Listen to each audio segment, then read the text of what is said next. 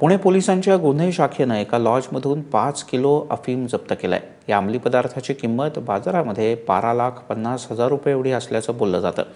या प्रकरणी 3 जणांना अटक करण्यात आली।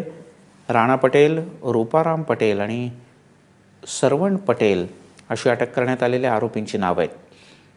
KEM हॉस्पिटल समोरच्या एक्सेल लॉज रूम क्रमांक 103 मध्ये 3 जण अफीमची विक्री करण्यासाठी आले होते। त्या आधारे पोलिसांनी मध्यरात्री 1 वाजताच्या सुमारास छापा घालून ही कारवाई केली।